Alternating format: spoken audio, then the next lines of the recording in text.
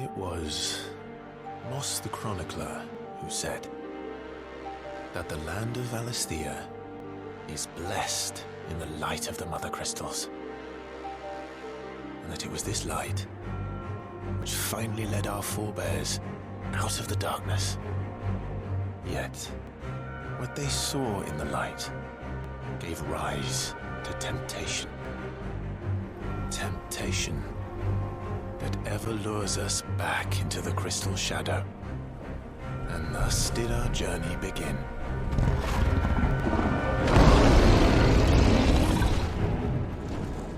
The story opens with a voiceover that tells the history of Valisthea, a land that was once shrouded in darkness, but was saved by the light of the Mother Crystals.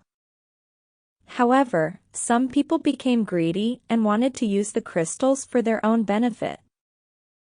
This caused wars among the nations of Valisthea. Each nation had a powerful person called a dominant who could control a legendary beast called an eidolon, which was connected to a crystal. The story starts with a voiceover explaining all this.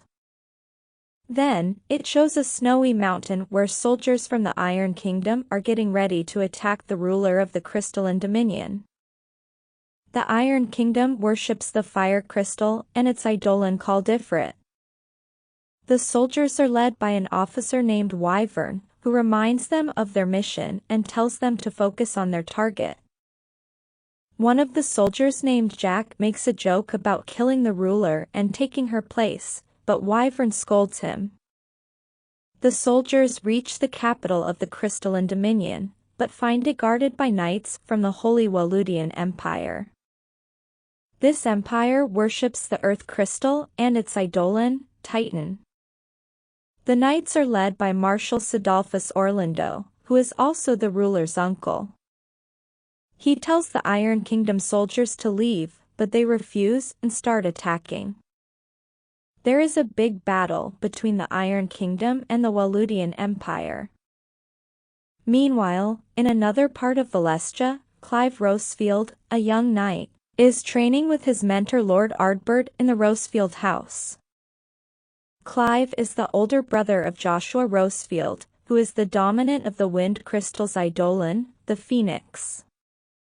Clive has some powers from the Phoenix, like fire magic and teleportation. Lord Ardbert tests Clive's sword skills and magic abilities and praises his progress. He also warns Clive about the dangers of war and death, and tells him to protect his brother no matter what. The story ends with a suspenseful moment.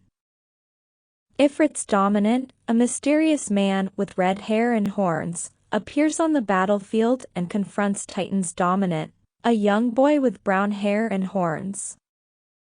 They unleash the powers of their eidolons, and there is a huge explosion of fire.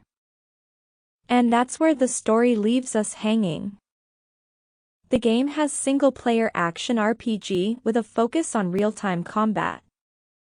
Players will control Clive and his party as they battle enemies using a variety of weapons and abilities.